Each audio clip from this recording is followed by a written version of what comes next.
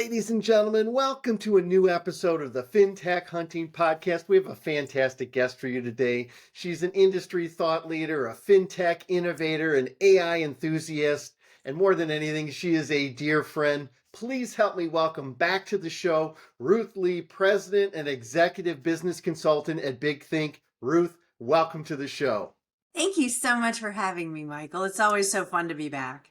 Well, I love having you on. You have a wealth of knowledge and expertise, and I want to just dive right in because you have so much to share. Let's first start. ICE Technology made a big announcement last week. I'm seeing it all over social media. People are commenting, and I wanted to get your feedback on them sunsetting their SDK. What does that mean for people that are using Encompass? And then let's talk about, you have some actual services that can help people address that, whether it's on the lender or the vendor side. So let's dive into the announcement and kind of what does it actually mean? So, for a lot of companies, they have been, ICE has been talking about sunsetting the SDK, which is the way that you connect with their system, for quite some time. And there's been a lot of reasons that they've wanted to sunset that platform. From a performance perspective, security perspective, there's quite a number of factors that go into wanting to move from an older way of connecting to the API. And so you have seen over the years, they've been talking about it. And, it's kind of like, in the world of blockchain, someday we're going to get it. Well, it sounds like we finally got it. And, good on ICE for finally making the move. You would find that most of your progressive technologies have already made this move.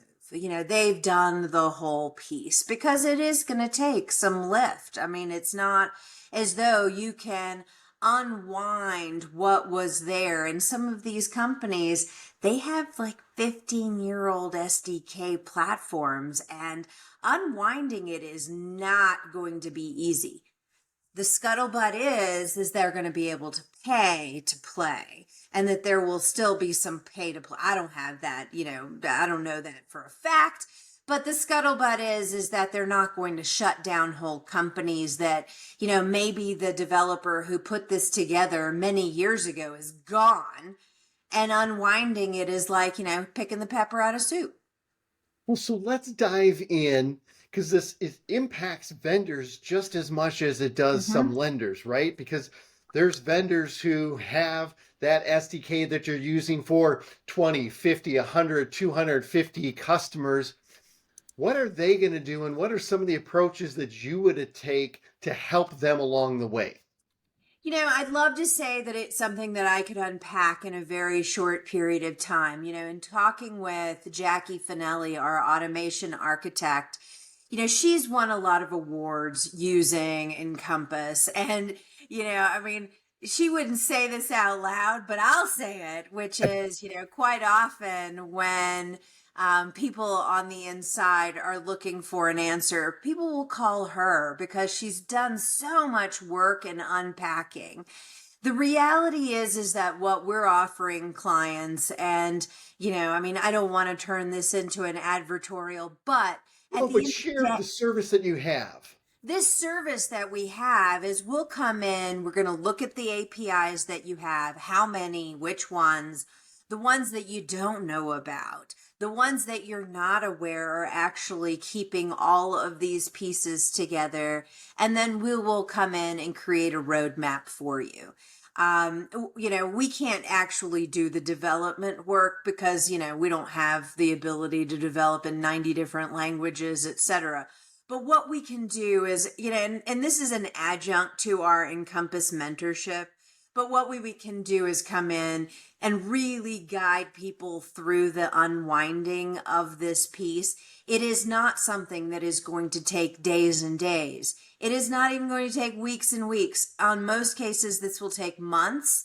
And so we're encouraging that people start really right now. We can get a plan in action, and then we can get this moving forward.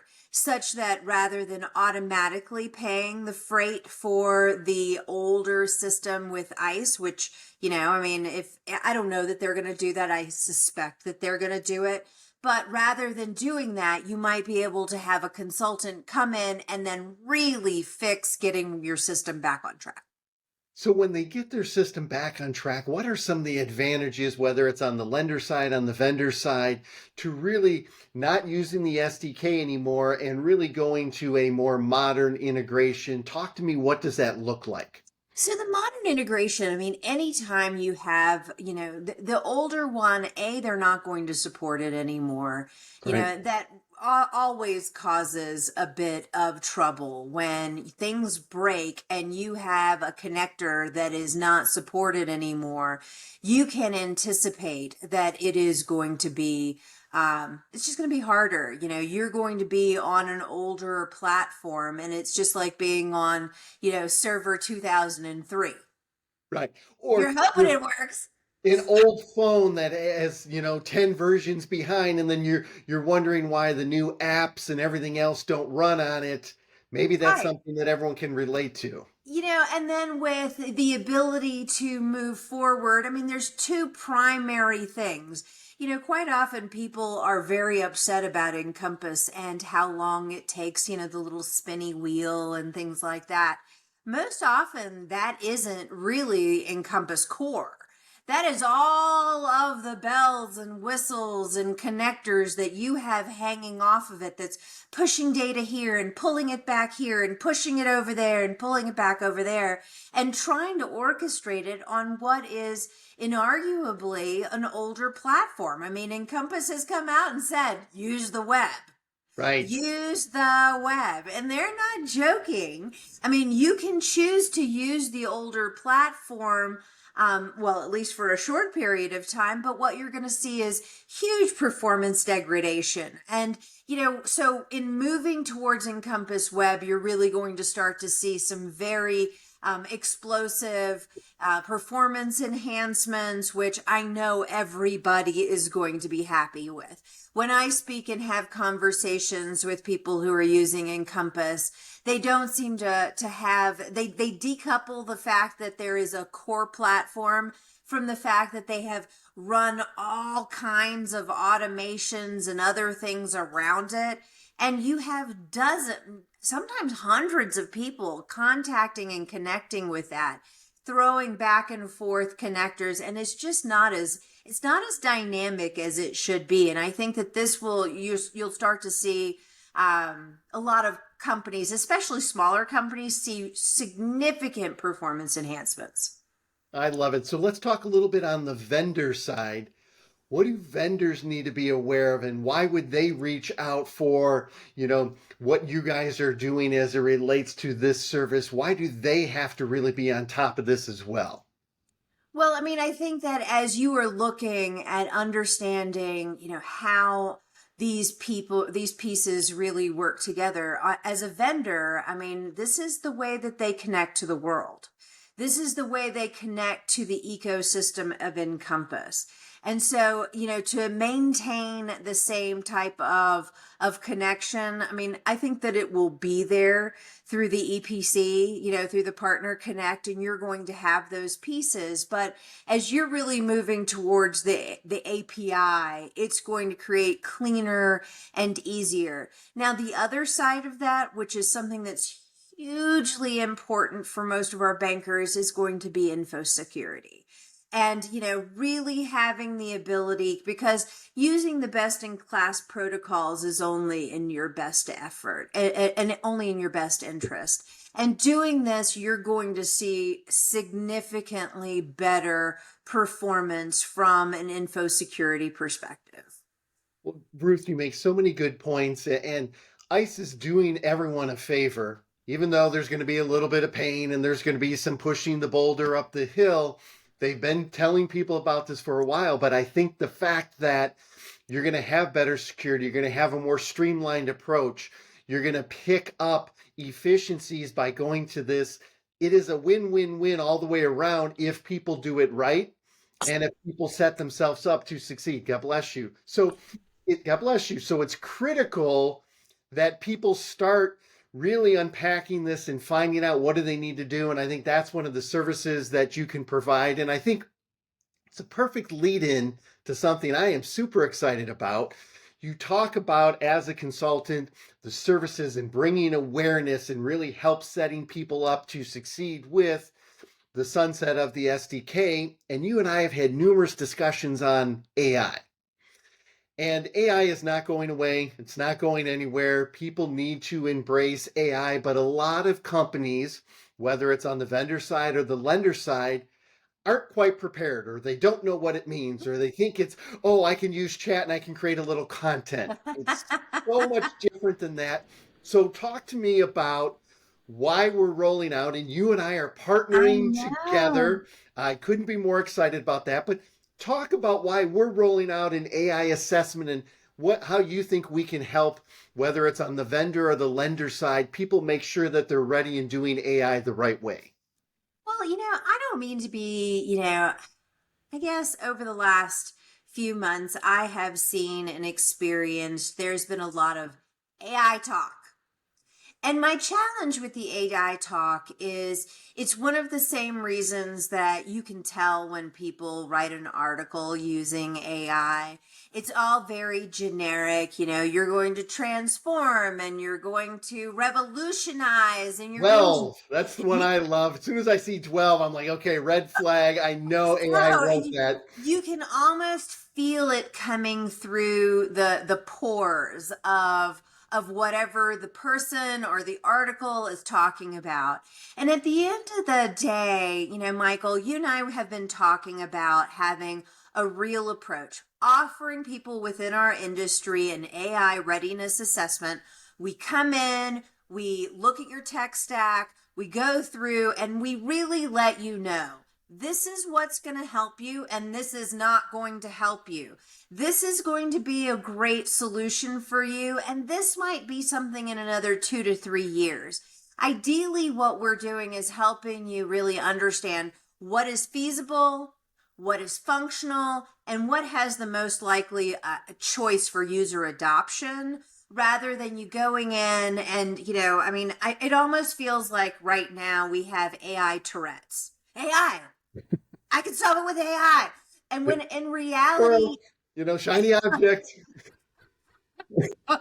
exactly. And rather than doing that, you and I have built a really nice AI assessment tool. We can come in a very short period of time with a mini engagement, offering people some real answers. This is what AI can do for you. This is not going to be what AI does for you.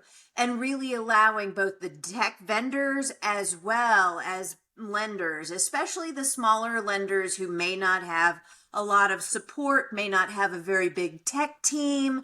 We can come in and say, this is something, and it's board book givable. You could give it to your board if you needed to give it to your board. You don't have to give it to your board because we'll give you a really nice assessment follow-up that can kind of follow through. You can add it to your roadmap, and then you can use us as long-term guides if you need us. I absolutely love it. And I think, as you and I have had those discussions, part of it has been predicated on so many people have reached out to the two of us and said, okay, I've had lending executives reach out and say, Michael, what does the marketing and sales department of the future look like, and how is AI going to impact that? Well, first of all, you got to understand, how are you using AI? And AI has become a buzzword in jargon. Yes. We're going to go to the MBA annual in October, and you're going to see on everyone's booth AI. You're going to see every flyer is going to say AI. And some of it is machine learning, and machine learning is a part of AI. Some people talk about the models that they'll build, and they're going to build their own model. Come on, there's only a few companies that are actually building those huge models. And it's, how do you use the data, the information? What is a model? What isn't a model? Is it a foundational model? You need it? Do you need it, or can you rent one? Right. And there's so many of those questions that I don't think people have asked. And as you mentioned, whether it's a small, mid-sized lender, whether it's the tech providers who have a lot of technical know-how on their product, but maybe not know and the implications of AI across the ecosystem and all the other lending tools that they're using and how they're helping their customers. So I couldn't be more excited to partner with you because I think you and No. I bring different aspects to it. You've owned companies, you've sold companies, you've been on so many deep discussions on lenders and how they can improve their processes. I've worked with tons of vendors in the industry. I've worked on the sales and marketing side of it, and both of us have taken a number of courses. Both of us have taught courses on AI.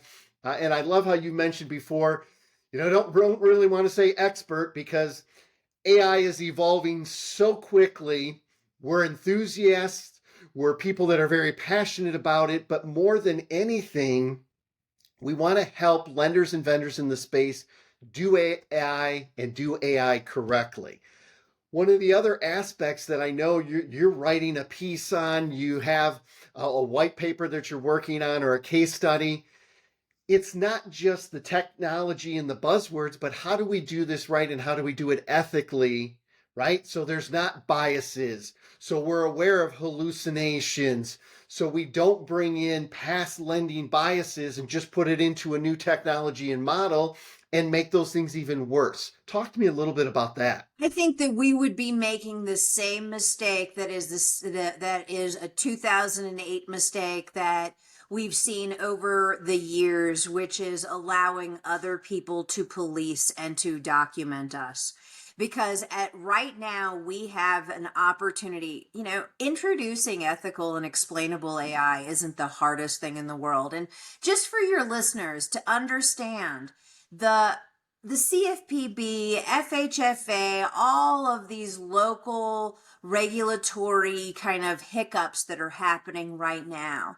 What they are saying is that if you're using AI to make a decision on a borrower, we want to know how the data was used, we want to know where it was used, and we want to know that you have mitigated past bias, right? Right. Not particularly the most challenging thing in the world. We've even have tools that are already evolved that can do these things. This isn't magic. This is data science. And the reality is that we as an industry can make the decision, like info security, I guess, in some of the other industries where they're like, oh, it'll all just work itself out. It's not going to work itself out.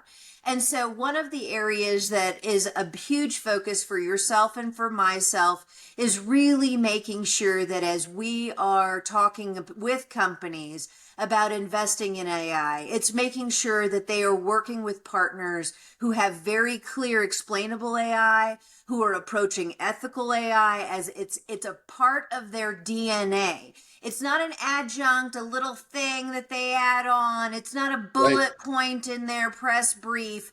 It's their DNA as to how they are doing it. Because I'm telling you, it's one of, I say it all the time, but buy cheap, buy twice. If you buy cheap and you buy the bottom of the barrel and you're not investing in the parts that are really important, you will buy again.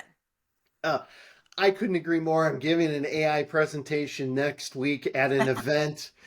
And I think it's critical for people to understand the fundamentals of AI. And the analogy I give is when I got in the industry, and we'll just say 25 plus years ago.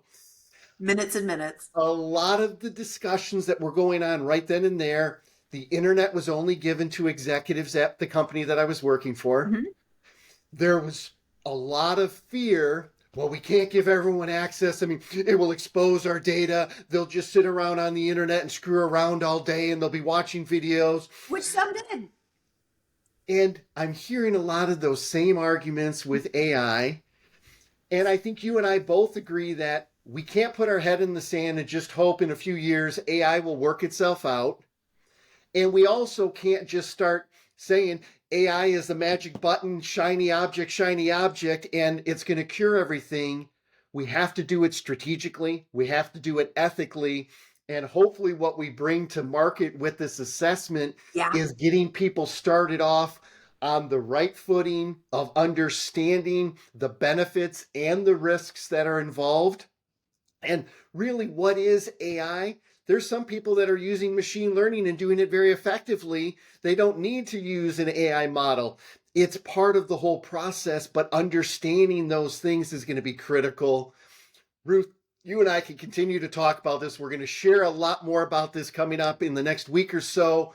We will roll out our AI assessment package. I couldn't be more pleased to be working with you. You have such a wealth of knowledge and expertise, and I love you cut through a lot of the BS, right? We're not here to hype it, to overhype it. We're here to say AI is going to be here to stay. You can either do it right the first time, or you can pay 2, 3, 4 times as much down the road because you just dabbled in it and do it right. What would you like to end our listeners with as it relates to AI assessments, and a lot of the great value that you're bringing to the industry? What I'd like to say, if I could reach out to any of my close friends and other people who aren't close friends yet, is look, I understand that it's confusing. There's so many things that are being said and done. The reason that Michael and I have gotten together is because here are two people that we're just going to tell you like it is. You know, at the end of the day, we come in, it's a very brief engagement where we come in and help you kind of think through what your strategy is for AI.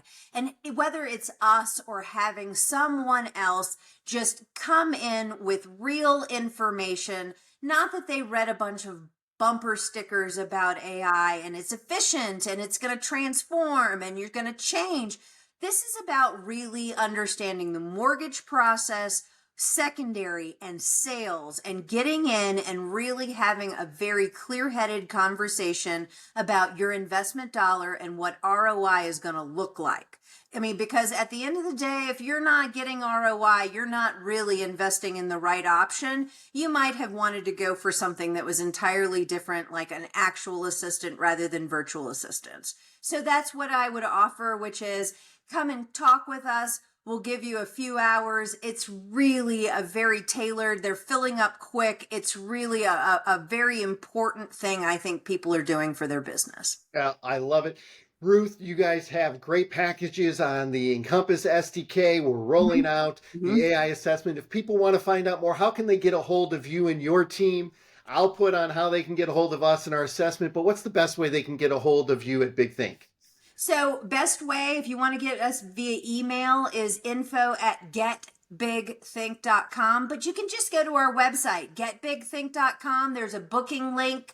Feel free to book with us directly. And LinkedIn, obviously, right at the bottom, you can LinkedIn. I am always checking. We are actively trying to support as many people as we can fit into our schedules right now. It's a really busy time for this. But what we are hoping is that as our industry really reaches out, we start creating some important collaboratives between a number of people who are really, really looking for great answers. Ruth, I love it. Couldn't be more excited to be partnering with you on this initiative. We truly are both very passionate about adding value to our industry, and we think this AI assessment can help a lot of people get on the right road to using AI and improving a number of the things within their organization. Ruth, thank you so much for being a guest on this episode of the FinTech Hunting Podcast. Always. Thank you so much, Michael.